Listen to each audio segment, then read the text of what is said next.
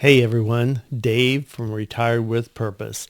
So, I talked to a lot of different people. Oh, by the way, if you're new here, welcome. If not, welcome back. I talk to a lot of different people. I get lots of comments and I try to answer all of them on this channel, which by the way, I'm right at 25,000 subscribers now, which is absolutely amazing to me. And I thank each and every one of you. So, anyway, I talked to a lot of people, and a lot of people, they typically fall into a couple of different categories. And I've mentioned this before, but I just wanted to just talk about retirement in general a little bit. This group, typically, some people are afraid they're not going to have enough money for retirement. And sometimes that's unfounded. They're fine, but they don't feel like they're fine. And then there's another group who tell me that money's not an issue. They've prepared for retirement, but they are bored out of their minds. So what I wanted to do on this video is encourage you that retirement can be some of the best years of your life, really. Even though you may not see it that way, I'd like you to consider a change of mind. So that's what we're going to do, and we're going to jump in, and those are the things that we're going to talk about.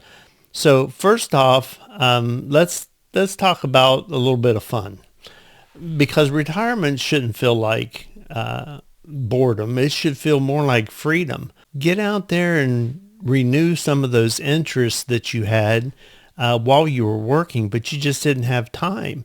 Rediscover those hobbies, things like gardening and painting and cooking and music and all those things.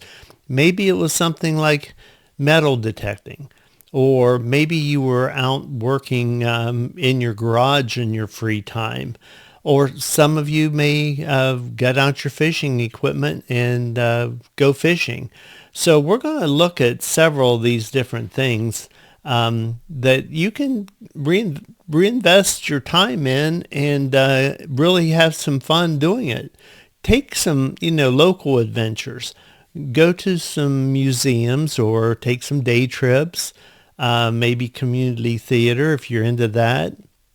I had a friend tell me one time that work was drudgery, and once he retired, he found a completely new purpose in life. He was having fun.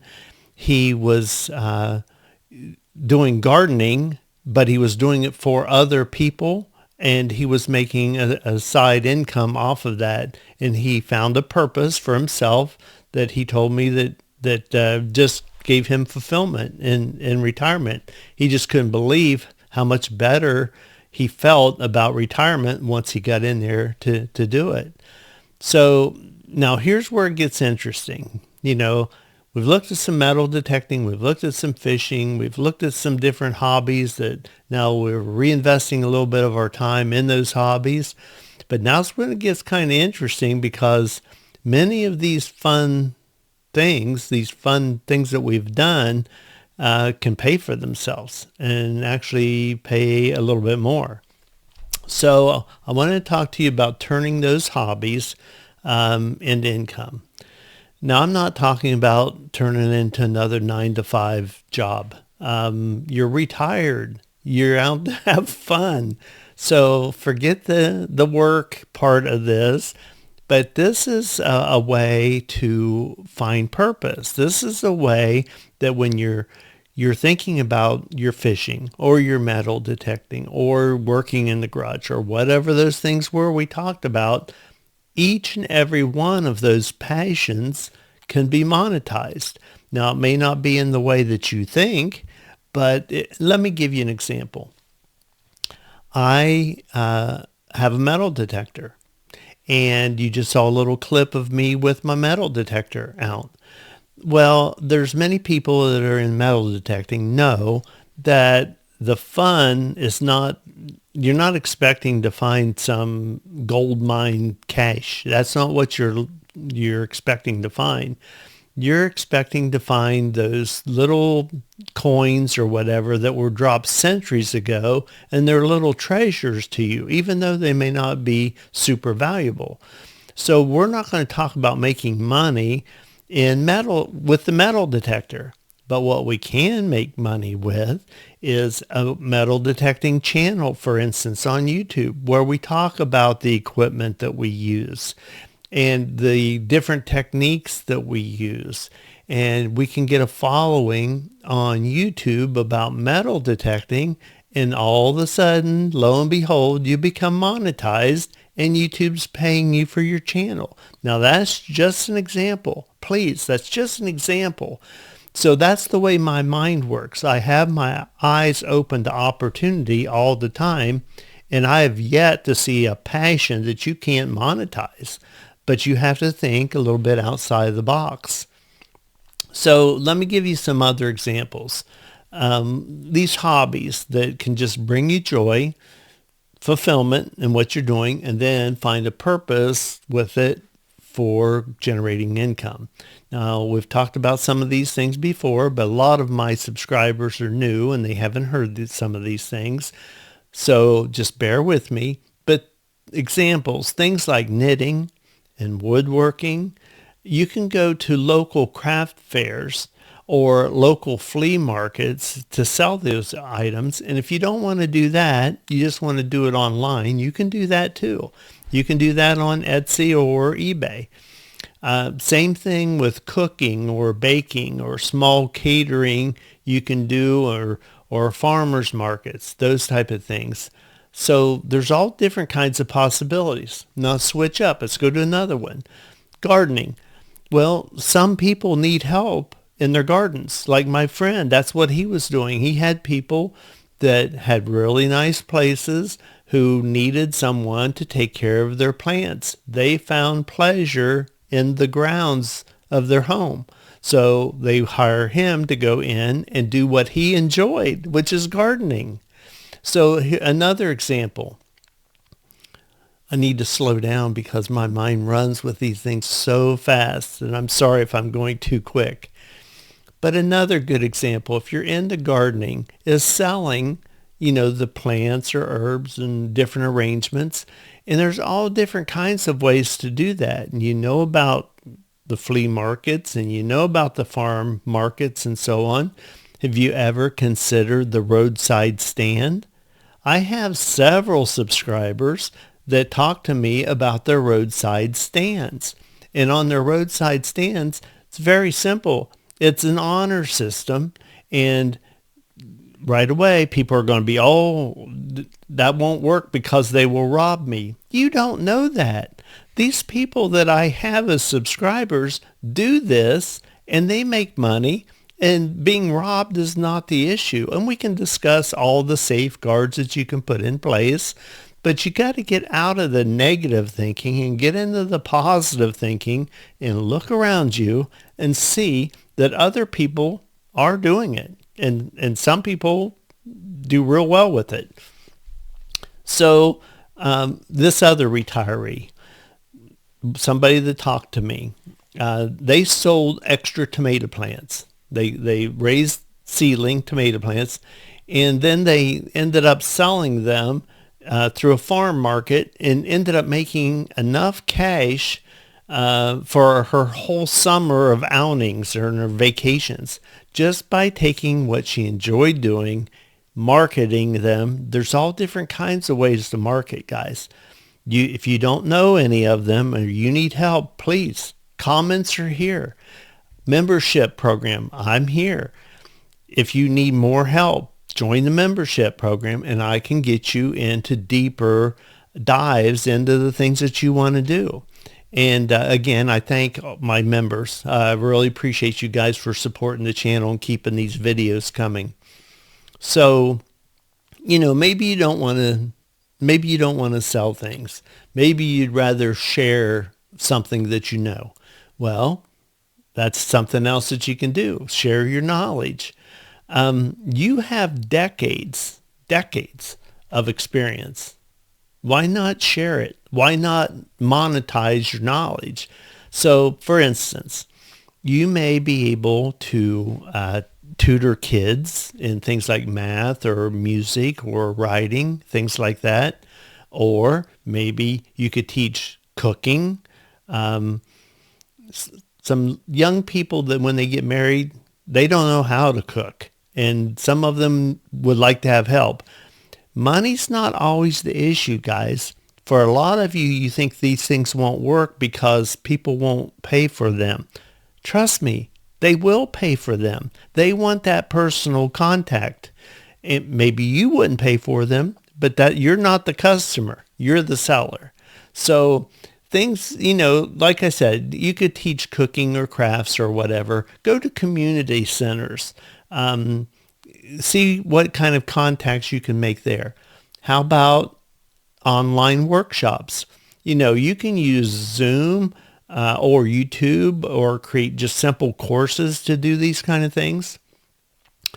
So, imagine teaching a cooking class, for example, and then you film it on YouTube. You teach the class, you've made money teaching people the class, but you set up a camera and you share it on YouTube. Fun things in the kitchen, shared online, maybe a bit of ad revenue on down the line once you become monetized on YouTube. Now, some of you have responded to me about YouTube and about getting monetized and what it takes. Trust me, I know what it takes. I'm monetized. And basically, for you that don't know, the second level of the program with YouTube is what everyone's after. And that's when the ads become an income stream for you. And what that takes is it takes 1,000 subscribers and 4,000 watch hours in the last year. Okay. Now, for some people, subscribers are not a problem and the watch hours are a problem. Other people, watch hours are not the problem. The subscribers are. There's tricks for both things. And I'm willing to help you do that. In fact, I launched a website called Creator Focused that you can go over on and get tips and tricks about monetizing your website. So anyway, just that little cooking class with a camera up, shooting a video of it, starting a YouTube channel, you will see, like I put in my ebook that's on Amazon, which is Think Like an Entrepreneur. I say in that ebook that it's not an old Indian saying, I don't believe, but I say in there that many small streams make great river. That is so true. When you start counting up these little income streams, trust me, they turn into a big income stream. So somebody was just asking me the other day in a comment, you can find it in my comments, asking me how much I make on each of these individual side hustles. And I thought about how to answer him on that. And then I thought, well, I'm just going to answer him exactly how I feel. I don't think of the side hustles that I do in that way. I don't. And I proposed back to him. I said, think about this. If you worked at a shop, and I said a welding shop, and the owner asked you, the boss man says, weld this piece, and you weld the piece. Or the boss man says, hey, a truck came in. I need you to go help unload the truck. And you go help unload the truck. And then he comes in later and says, we need to clean the shop. I want you to clean the shop. And he cleans the shop. That's all part of the job of where he works. All of these side hustles to me is the job. I just do them all. Some of them make more money than others, of course. But why narrow down just to one? I wouldn't do that. You need multiple. And I just posted a video about don't put all of your eggs in one basket. That's exactly what I mean, guys. You need to diversify. And by diversifying, you will see those small streams of income coming in. And all of a sudden, you've got a great river of income coming in. So just keep that in mind. So, speaking about online and speaking about YouTube and all these possibilities and even making up courses on cooking or whatever. With with these online opportunities, there's more opportunity than ever before in our lifetimes. The world's out there and can buy from you today, or view what you're posting today, and somebody else will pay you for doing that. Some people have told me that, oh, the internet, that's just for young people. Well, I beg to differ from you. I'm 70, and I've mentioned that before. And by the way, I'm a 70-year-old Christian. I would be it'd be wrong for me just to pass over what happened this past week. The country probably is really down, depressed, but life's going to go on, guys, and we need to look at that. We just observed 9/11, and just the day before, we had the founder of Turning Point USA, Charlie Kirk, was assassinated. He was killed for speaking. No matter which way you think about it, I don't care which side you're on or how you think. A human being, a soul being assassinated for speaking is just so wrong. It's so wrong. It could have been your brother, cousin, uncle, sister, you name it, because they're speaking. Is just wrong. It's a horrible time. But the reason I'm bringing that up, guys, you're in retirement or you're coming into retirement. Life's short. You don't know if you're even going to have tomorrow. You need to lighten up, go out, enjoy your retirement, get out there, revisit those hobbies that you had, start thinking about that passion that you have for those hobbies, and let's get that passion monetized, which will give you purpose. Having that purpose in your life means that you just can't wait to wake up in the morning and just check to see how you did overnight. So, some of those are little tips and things. I just thought I should mention this past week. Depressing for a lot of people. And I would just encourage you, say a prayer for the families, and wake up tomorrow thankful that you have all these opportunities available to you. So let's talk about some of the other things. Writing, using your experience. So ebooks, short guides on how to do something. I've seen short guides on all kinds of things, from, cooking, like we've mentioned, to tying knots, how to tie a knot. There's all different kinds of opportunities out there. If you have a YouTube channel, you can share your hobby. You can share travel, or a tips type of channel. Online, you also have digital downloads. What's a digital download? It's an item that you make that can be sold online. There is no physical product, and they can download it, and you earn money from those things. So fun, profit, purpose. Purpose is the thing that makes life feel rich, makes it feel full, with or without the money. Purpose. Now, there's some other things you can do. Money's not the thing. Other fulfilling things. And you've heard of some of these. Volunteering.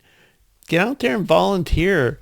There's people that need help, and you will definitely feel better when you're helping other people. Another good combination to that is volunteering in ways that can connect with hobbies. So turning passions that you have into community events.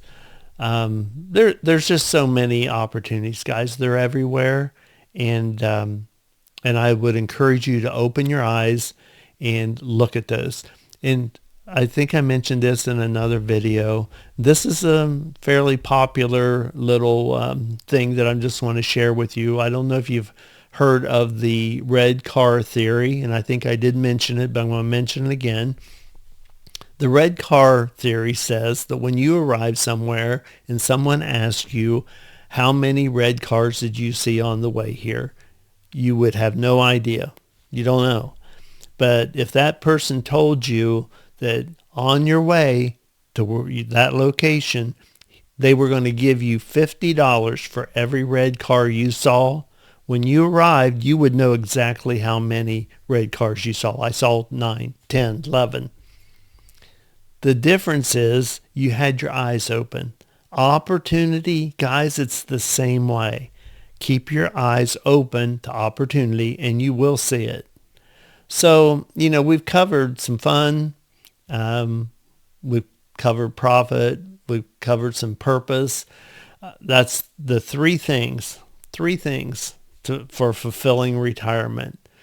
Now, I'd love to hear from you guys. What's the one hobby or the passion that brings you joy? Could it also bring you some income?